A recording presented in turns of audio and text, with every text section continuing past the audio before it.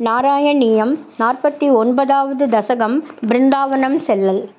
பவத்பிரபாவா Vidura he கோபாः தருப்பிரபாதாதிகமத்ர கோஷ்டே அஹேதுமுத்பாதகணம் விசங்க்ய பிரயாத்துமன்யத்ர மனோவிதேனுः தத்ரோபநந்தாபிதகோபவர்யோ ஜகௌ பவத்ப்ரேரணயைவ நூனம் इतः प्रतीच्यां विपिनं मनोज्ञं बृन्दावनं नाम विराजतीति बृहद्वनं तत्खलु नन्दमुख्या विदाय गौष्ठीनमतक्षणेन त्वदन्वितत्वज्जननी निविष्ट गरिष्ठयानानुगता विचेलुः अनो मनोज्ञध्वनिधेनुपाली कुरप्रणादान्तरतो वधूभिः भवद्विनोदालपिताक्षराणि प्रपीयनाञ्जायतमार्गदैर्घ्यं निरीक्ष्य बृन्दावनमीसनन्दत्प्रसून कुण्डप्रमुखद्रुमौघम्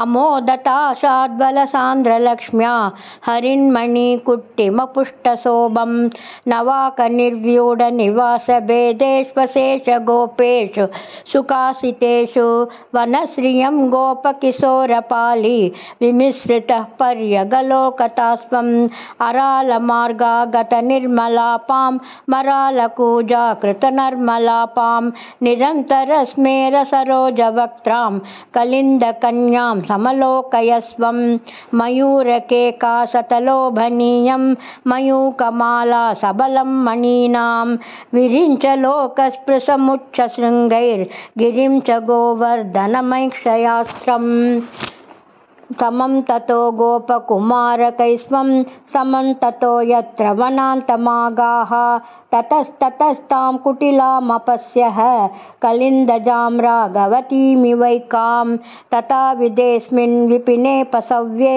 समुत्सुको वत्सगणप्रचारे सरन् सरामोतकुमारकैस्वं समीरगेहादिपपाहि रोगात्.